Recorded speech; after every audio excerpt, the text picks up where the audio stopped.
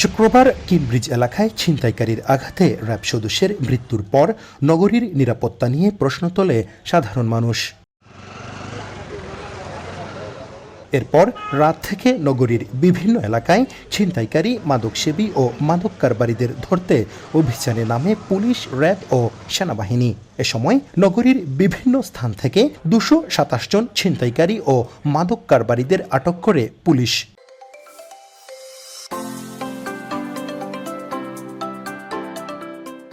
অভিযানে তালিকাভুক্ত চিহ্নিত কুখ্যাত ছিনতাইকারী, চোর, মাদকসেবী, মাদক কারবারি, ইয়াবা ব্যবসায়ী, চোরা কারবারি সহ খারাপ প্রকৃতির মানুষজন সহ গত শুধুমাত্র রাত ১২টার পর থেকে সকাল ৮টা পর্যন্ত ১৬০ জন অপরাধীকে আটক করা হয়েছে। অভিযানের সময় আটক আসামিদের কাছ থেকে ছুরি, চাকুসহ ছিনতাইয়ের কাজে ব্যবহৃত বিভিন্ন আলামত উদ্ধার করে পুলিশ।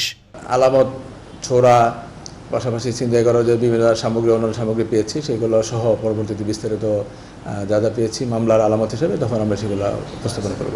এদিকে সিলেট জেলার সব উপজেলায় আসছে ঈদের বাজার ও ঈদ যাত্রা নিরাপদ করতে বিশেষ নিরাপত্তার কথা জানিয়েছে সিলেট জেলা পুলিশ।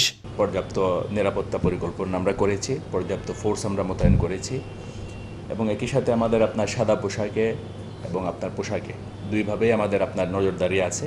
পুলিশ সুপার আরও জানান, উপজেলার বিভিন্ন পশুর হাটে জাল টাকা প্রতিরোধ, মহাসড়কে ছিনতাই, ডাকাতি রোধে পুলিশের রয়েছে কঠোর নজরদারি। হুসাইন আহমেদ সুজাদ, ৭১, সিলেট।